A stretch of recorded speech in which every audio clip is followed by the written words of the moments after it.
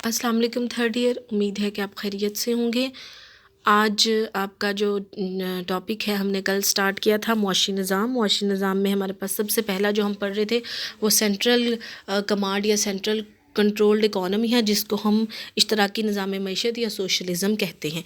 तो हमने देखा था कि इश्तराकी निज़ाम मईशत से मुराद ये होता है कि तमाम इख्तियारात हुकूमत के पास होती हैं, कहाँ इन्वेस्टमेंट करनी है, कितनी करनी है, रोज़गार के मौक़े कहाँ पैदा होंगे, ये तमाम जो फ़ैसले हैं वो हुकूमत करती है। और ज़ाहिरी बात है इसके बहुत ज़्यादा फ़ायदे भी हैं, लेकिन इसके कुछ नुकसानात भी हैं, इस निज़ाम मईशत की कुछ ख़ामियाँ भी हैं। तो आज हम वो ख़ामियाँ डिस्कस करेंगे। सबसे पहले ये कि एहसास मिल्कियत का ख़ात्मा होता है। सबसे बड़ी ख़ामी ये है कि चूँकि निजी जायदाद या मिल्कियत का हक़ नहीं होता, तो एहसास मिल्कियत ख़त्म हो जाता है, जिसकी वजह से आगे बढ़ने तरक्की करने का जज्बा सर्द पड़ जाता है।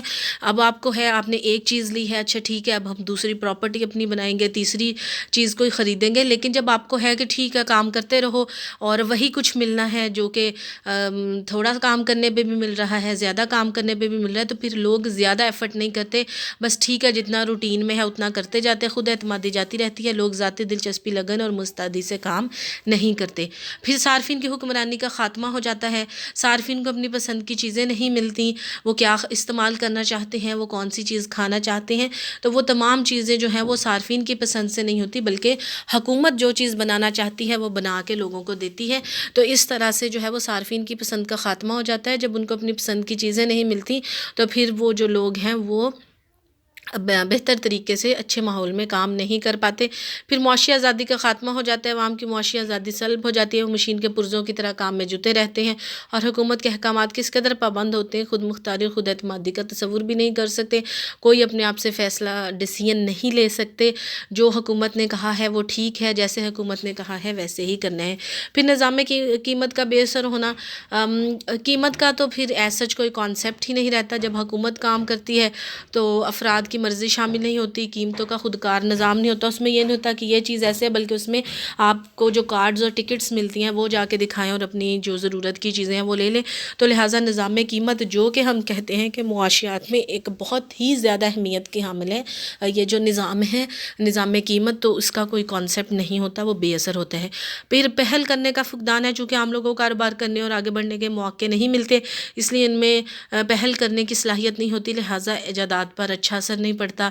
जो है करते जाएं और हम अगर चीज़ को इस तरह से कर लें, कितनी अगर हमारी अपनी चीज़ हो तो हम कितने आइडियाज़ लगा रहे होते हैं कि अगर हम इसको इस तरीके से इस काम को कर लें तो ये ज़्यादा बेहतर होगा, अगर हम इसको इस तरीके से काम कर लें तो ज़्यादा बेहतर होगा। लेकिन जब आपको पता है कि आप कुछ भी नहीं कर सकते, तो जो लोग हैं वो फिर ईजादात की तरफ भी कम जाते हैं। फिर ज़राए की गलत तखसीस होती है। अगर हुकूमत अच्छे हाथों में हो तब तो ज़राए ठीक है, अच्छी तखसीस हो रही होती है, लेकिन अगर हुकूमत नाअहल लोगों के, करप्ट लोगों के हाथों में चली जाए तो फिर ज़राए की तखसीस गलत होगी और उसकी वजह से पूरे मुल्क का जो है वो निज़ाम दरम बरम हो जाएगा।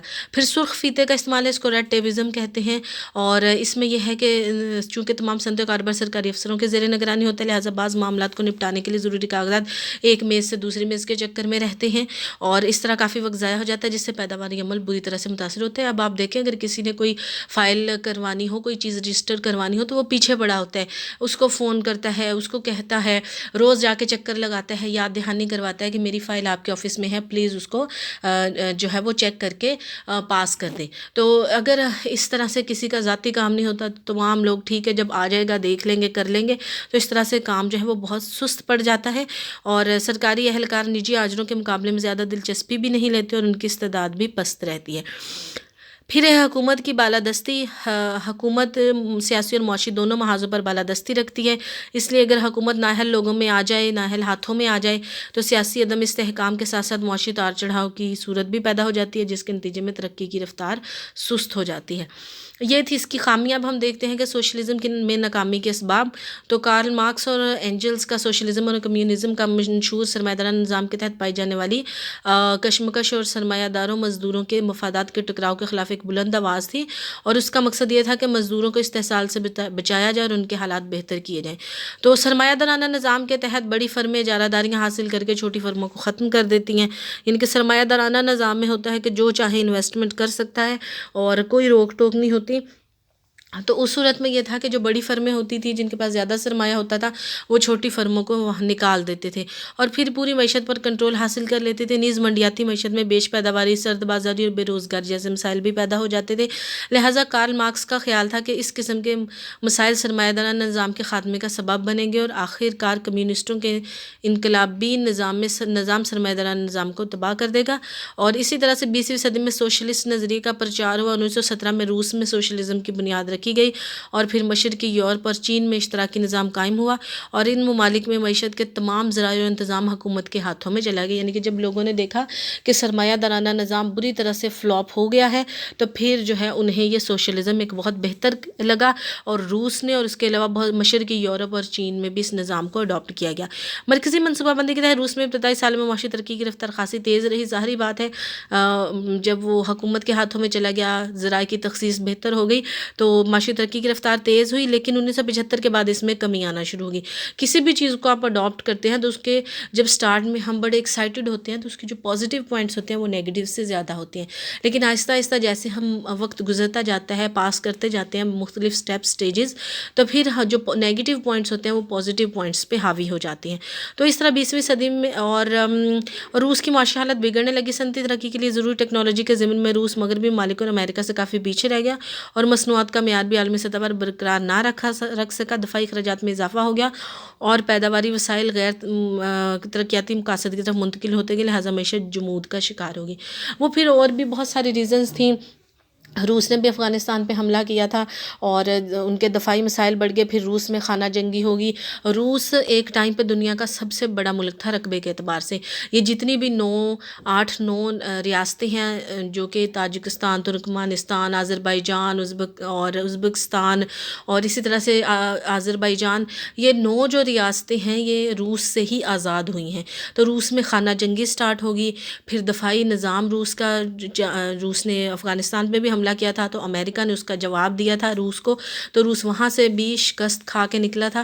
تو یہ جو تمام چیزیں تھیں، تمام اخراجات بڑھتے چلے گئے اور اسی طرح سے پھر روس کی جو ہے وہ یہ سسٹم کا جو ہے وہ خاتمہ ہو گیا. اور اس کے علاوہ یہ ہے کہ جو چیزیں ہم کہتے ہیں پازیٹیولی بہت اچھا رسپونڈ کرتی ہیں، فوری ہمیں جو شارٹ کٹ ہوتے ہیں وہ یہی ہوتا ہے نا کہ رسک ہوتا ہے.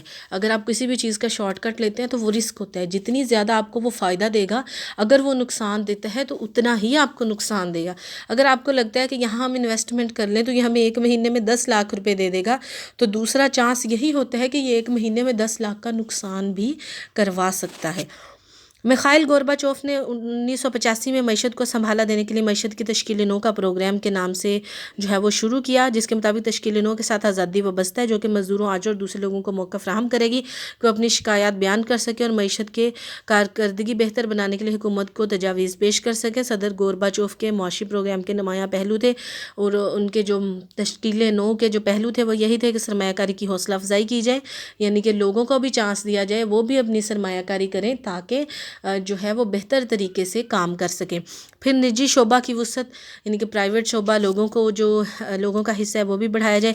عدم مرکزیت اور انفرادی کاروباری آزادی کے ذریعے معاشی منصوبہ بندی کے طریقہ کار کو بہتر بنانا، نظم و نسق کو بہتر بنانا اور نئی ٹیکنالوجی کی حوصلہ افزائی کرنا، قیمتوں کے نظام کو مناسب اور جامع بنانا، عالمی معاشی معاملات کی طرف قدم بڑھانا.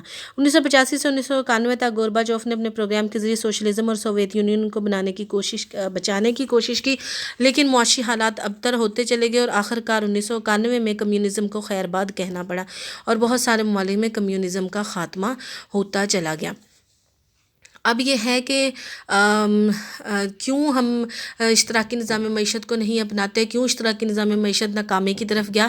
تو اس کی ریزن یہ تھی کہ نجی ملکیت کا جو ہے وہ حقوق نہیں تھے، احساس ملکیت ختم ہو گیا، خود اعتمادی چلی گئی. اور یہ اس میں وہی پوائنٹ ہیں جو کم و بیش آپ نے اس کی خامیاں پڑھی ہیں سوشلزم کی. دوسرا ہے معاشی آزادی کے خاتمے سے کارکنوں میں اقتحاط اور بیزاری ہوتی چلی گئی، ان کی استعداد کار پست ہوتی چلی گئی، حتیٰ کہ ایک امریکی مزدور کے مقابلے میں ایک روسی مزدور کی پیداواری استدعا نصف سے بھی کم ہو گئی، یعنی کہ اگر ایک امریکی مزدور 1 کلو چیز بنا رہا ہے ایک دن میں، اور روسی مزدور آدھا کلو چیز بھی نہیں بنا رہا تھا۔ سرخ فیتے کا استعمال ہو گیا، قیمتوں کا نظام بے اثر ہو گیا، صارفین کو مجبور کیا جانا کہ آپ ایک ہی چیز استعمال کریں، یہ بھی کافی مشکل کام ہے۔ اور پھر جو میں نے آپ کو بتایا کہ نظام کے ساتھ ساتھ سرد جنگ اور افغانستان کے ساتھ جنگ کے نتیجے میں دفاعی اخراجات میں اضافہ ہوتا چلا گیا، وسائل غیر پیداواری کاموں کی طرف منتقل ہوتے رہے، جس کی وجہ سے ترقیاتی عمل پر منفی اثر پڑا۔ ایک ماہر کے مطابق 74 سالوں تک اشتراکی نظام روس میں قائم رہا، اور پھر افراد کو اشیاء اور روزگار کی فراہمی اس انداز میں یقینی نہ بنا سکا جیسا کہ اس نے وعدہ کیا تھا۔ پھر آ گیا سرمایہ دارانہ نظام معیشت۔ آزاد کاروبار کے نظام اور اشتراکی نظام معیشت کی ملی جلی خصوصیات کا حامل معاشی نظام، جو کہ چین، سوویت یونین اور مشرقی یورپ کے کچھ ممالک کے علاوہ دنیا کے تمام ممالک میں رائج ہے، مخلوط معاشی نظام کہلاتا ہے۔ اسے سرمایہ دارانہ معاشی نظام بھی کہا جاتا ہے۔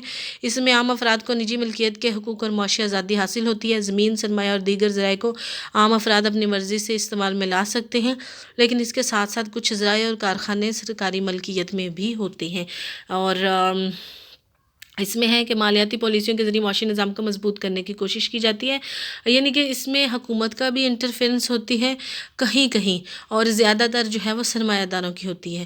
سرمایہ دارانہ نظام کو آزاد معاشی نظام یا قیمتوں کی مکانیت کا نظام بھی کہتے ہیں۔ اس نظام میں عام معاشی مسئلے، یعنی کیا پیدا کیا جائے، کتنا پیدا کیا جائے اور کس کے لیے پیدا کیا جائے، کن کے لیے پیدا کیا جائے، کس سے پیدا کیا جائے، اس کا جواب جو ہے وہ قیمتوں کی مکانیت سے دیا جاتا ہے۔ تو آج کے لیے اتنا ہی کافی ہے، باقی ہم اس کی خصوصیات اور خوبیاں خامیاں انشاءاللہ نیکسٹ لیکچر میں پڑھیں گے۔ اللہ حافظ۔